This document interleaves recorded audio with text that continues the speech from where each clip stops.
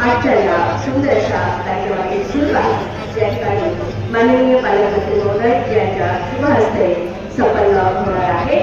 मुख्य शासकीय ध्वजारोहण सोहळा माननीय आमदार श्री संजय शकुंतला बाबूराव शिरसाट, मंत्री सामाजिक न्याय महाराष्ट्र राज्य तथा पालकमंत्री छत्रपती संभाजीनगर यांच्या शुभ हस्ते हा मुख्य शासकीय ध्वजारोहण सोहळा या ठिकाणी संपन्न होत आहे. त्यांच्या समवेत आहेत माननीय विभागीय आयुक्त जी श्रीकांतजी आणि जिल्हाधिकारी माननीय पी.डी. गौडा जी.सी.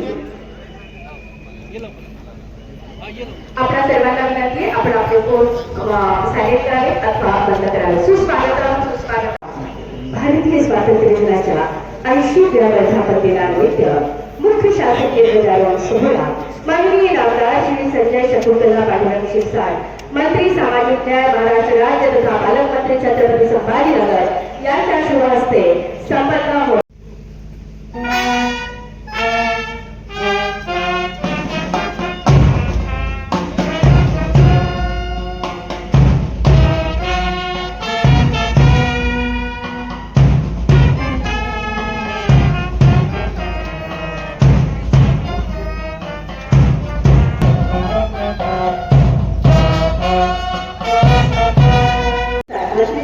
महाराष्ट्र राज्य तथा पालकमंत्री छत्रपती संभाजीनगर यांच्या शुभ हस्ते ध्वजारोहण होत आहे.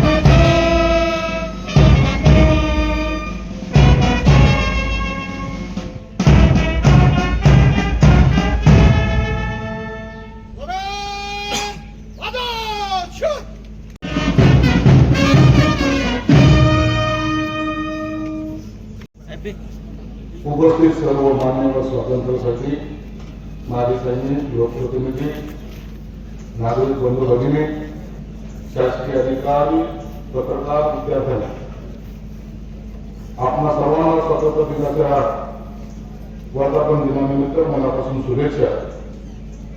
बंधू आणि भगिनींनो, आज आपल्या साऱ्यांना हे स्वातंत्र्य उपभोगायला मिळतंय, मात्र त्यासाठी अनेक स्वातंत्र्य सैनिकांनी आपल्या प्राणाचे बलिदान दिले आहे. अनेकांनी आपल्या घरदाराचा स्वतःचा त्याग त्या काळी केला. त्या त्यागातून, बलिदानातून आपल्याला हे स्वातंत्र्य मिळालं. अशा सर्व महान नेत्याचे, स्वातंत्र्य सैनिकांचे स्मरण आज होणे क्रमप्राप्त आहे. या सगळ्यांच्या स्मृतीला मी विनम्र अभिवादन करतो. आपला देश अखंड राहावा, शत्रूपासून त्यांचे संरक्षण व्हावे यासाठी आपले शूरवीर सैनिक सीमावर रात्रंदिवस पहारा देत असतात. त्यातील अनेकांनी देशाच्या सीमेचं रक्षण करताना आपल्या प्राणाचे बलिदान दिले आहे. त्यांच्याही त्याग आणि बलिदानाला मी विनम्रपणे अभिवादन करतो. आपले माननीय मुख्यमंत्री देवेंद्र फडणवीस, उपमुख्यमंत्री एकनाथ शिंदे, श्रीमती सुनेत्राताई पवार यांच्या नेतृत्वात शासन जलकल्याणच्या अनेक विविध योजना राबवित आहे. जनतेला वेळेत पारदर्शक सेवा सुविधा देणे शासनाचे कर्तव्य आहे. आज देशभर आपण जर पाहत असाल, गावखेडा असो, ग्रामीण भाग असो, शहरी भाग असो, महाराष्ट्रात चांद्यापासून बांद्यापर्यंत प्रत्येक भारतीय या स्वातंत्र्याचा आनंद घेण्याचा प्रयत्न करतो. माझा देश कोणता? तर एकत्र भारत. जातीपातीच्या पलीकडे जर कोणताही पक्ष नाही, कोणतीही जात नाही. आज प्रत्येकाच्या हातामध्ये आपल्याला तिरंगा पाहायला मिळतो. रस्त्यावर पहा, अनेक विद्यार्थी असतील, लहान बालकं असतील, महिला असतील, एक तिरंग्याला आपल्याला सलाम करायचा आहे, त्याला नमस्कार करायचा आहे. या भावनेतून देशभरात रस्त्यावर आपल्याला या देशाचं गुंतवणूक जाताना दिसतंय. हे स्वातंत्र्य जेव्हा मिळालं त्या काळामध्ये ही आपल्या पूर्वीची जी पिढी होती त्याचं खऱ्या अर्थानं बलिदान आहे. त्याने केलेला संघर्ष आहे. आपण ते स्वातंत्र्य खऱ्या अर्थानं भोगतोय. आपल्याला त्या स्वातंत्र्याची किंमत त्याने केलेल्या आहुतीनंतर मिळालेली आहे. म्हणून हा देश स्वतंत्र झाल्यानंतर अनेकांनी इतका मोठा देश, विविध जाती धर्म पंथ असलेला हा देश कसा टिकेल यावर सुद्धा अनेकांचे प्रश्न होते. परंतु घटनाचा डॉक्टर बाबासाहेब आंबेडकरांनी जी घटना लिहिली, ती घटना देशभरातील सर्व वेगवेगळे विविध राज्य आपण पाहत असाल. 200 किलोमीटरवर गेल्यानंतर भाषामध्ये परिवर्तन होताना आपल्याला दिसते, भाषा बदलताना दिसते. परंतु सर्वांच्या मनामध्ये एकच भावना, आमची राज्यघटना ही आम्हाला सर्वोपरी आहे. म्हणून या देशावर अनेकांनी अतिक्रमण करण्याचा प्रयत्न केला. त्यांनी पुन्हा आपल्याकडे हा देश तोडण्यासाठी लढाई करण्याचा प्रयत्न केला. परंतु देश एक संघ असल्यामुळे या सर्वांचे मनसुबे जे आहेत ते आपण उघडून लावलेले आहेत. हा देश प्रगतीपथावर जात असताना आपला महाराष्ट्रही अनेक राज्य प्रगतीपथावर आहेत. त्यातल्या त्यात आपला महाराष्ट्र त्यातून सर्वात जास्त प्रगतीपथावर जाणारा हा आपला महाराष्ट्र आहे. या महाराष्ट्रामध्ये अनेक निर्णय या शासनाने घेतलेले आहेत. अनेक निर्णयाची पूर्ती आपल्याला होताना दिसत आहे. हा महाराष्ट्र जेव्हा प्रगत होतो त्याचा परिणाम देशाच्या आर्थिक घडीवर सुद्धा होताना आपल्याला पाहायला मिळतो. माननीय मुख्यमंत्री असतील, माननीय उपमुख्यमंत्री असतील, यांनी ज्या योजना, कल्याणकारी योजना या महाराष्ट्रामध्ये राबवण्याचा प्रयत्न केला त्याला आपण सर्वांनी साथ दिलेली आहे. लाडकी बहीण योजना असेल, इतर अनेक योजनांचा आपण या ठिकाणी उल्लेख करू शकतो. या सर्व योजना परिपूर्ण करताना भलेही शासनाला आर्थिक अडचण जरी आली तरी सर्वसामान्य माणूस हा आमचा केंद्रबिंदू आहे हे समजून शासनाचे हे पाऊल उचललं जात आहे. आपल्या जिल्ह्याची सुद्धा जबाबदारी आहे. राज्य शासन करते, परंतु जिल्ह्याचा विकास हा खऱ्या अर्थानं तुमच्या आमच्या हातामध्ये असतो. तुम्ही आम्ही सर्वजण एकत्रितपणे या जिल्ह्याचा विकास करा. मराठवाड्याची उपराजधानी याला समजला जातात आणि या उपराजधानीमध्ये काम करताना आपल्याकडे असलेले सर्व अधिकारी अत्यंत चांगलं काम करताना आपल्याला पाहायला मिळतात. म्हणून या जिल्ह्याचा विकास करताना तीच दृष्टी ठेवून आपण अनेक योजनेचा या ठिकाणी पाठपुरावा करतोय. सर्व अधिकारी त्यात गुंतलेले सुद्धा असतात. आपण जर उदाहरण घ्यायचं झालं, आजची आपली घाटी हॉस्पिटल अत्याधुनिक सुपर स्पेशालिटी हॉस्पिटल ज्याला म्हणलं जातं त्या पद्धतीने आपण त्याला बनवण्याचा प्रयत्न केलेला आहे. अनेक खेळाडू या ठिकाणी घडले गेले पाहिजेत.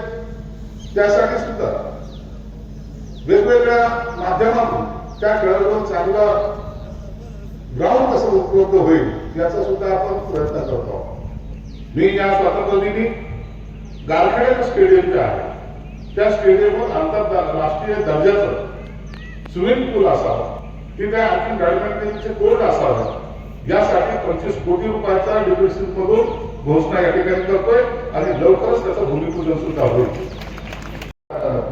माझं शहर परिपूर्ण आहे. माझ्या शहरामध्ये कोणत्याही गोष्टीची कमी नाही.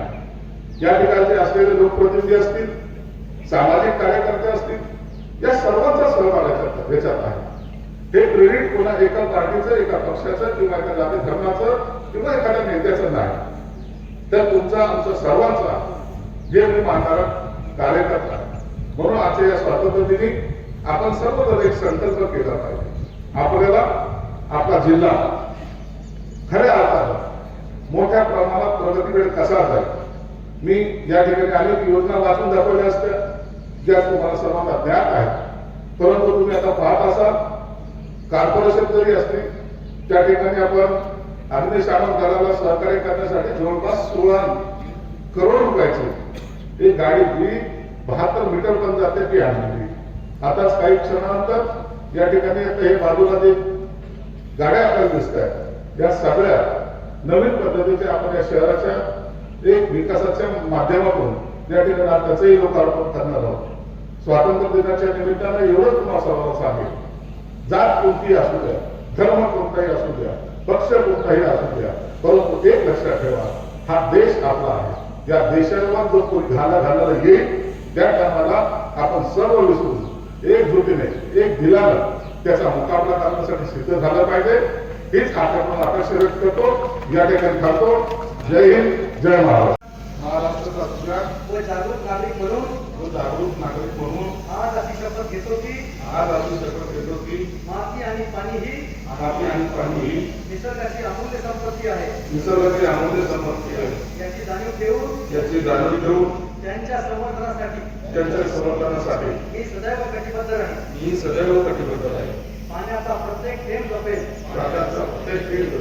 पाण्याचा अपव्यय टाळेल. पाणी अडवा पाणी जिरवा हा संदेश पृथ्वीतून समाजापर्यंत पोहोचवेल. पांडव विकास जलसंधारण पावसाच्या पाण्याचे संकलन आणि भूजल पुनर्भरणाच्या उपक्रमांमध्ये सक्रिय सहभाग घेईल व इतरांनाही प्रेरित करेल. माती वाचवा, पाणी जपा, सुरक्षित भविष्य घडवा हा संकल्प मनाशी बाळगून जलसमृद्ध दुष्काळमुक्त व शाश्वत जलयुक्त महाराष्ट्र घडविण्यासाठी महाराष्ट्र शासनाच्या प्रयत्नांना सदैव साथ देईल. चला माती वाचू, पाणी जपू, जलसमृद्ध महाराष्ट्र घडवू. जय हिंद, जय महाराष्ट्र. या दोघींचं अनावरण माननीय पालकमंत्री महोदय तथा सामाजिक न्याय मंत्री महाराष्ट्र राज्य यांच्या शुभकर पदार्थ या ठिकाणी संपन्न होताना आपण बघत आहोत.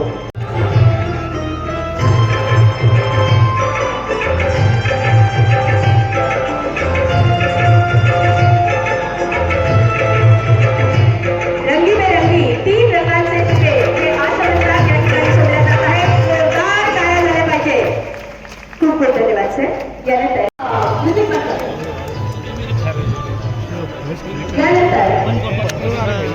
माननीय श्री प्रकाश जाधव पोलीस अधीक्षक छत्रपती संभाजीनगर उत्कृष्ट सेवा पदक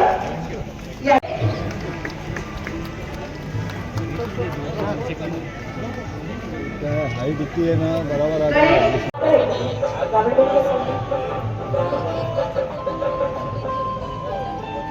इम्तियाज अहमद अति उत्कृष्ट सेवा पदक. इम्तियाज अहमद एकदा इकडे सका आहेत का? इम्तियाज अहमद हा इकडे तुम्ही सांगत चला आहेत.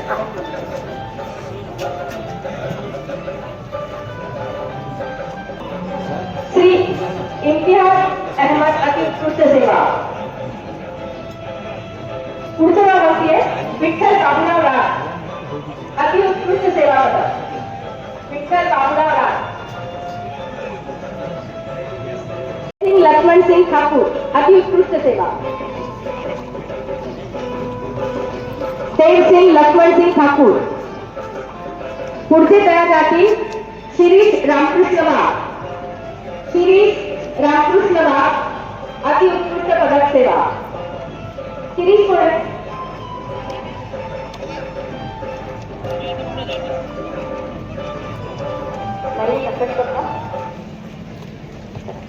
पुढचं नाव श्री विनोद वसंत आघाव. श्री विनोद वसंत आघाव पोलीस हवालदार अतिउत्कृष्ट सेवा.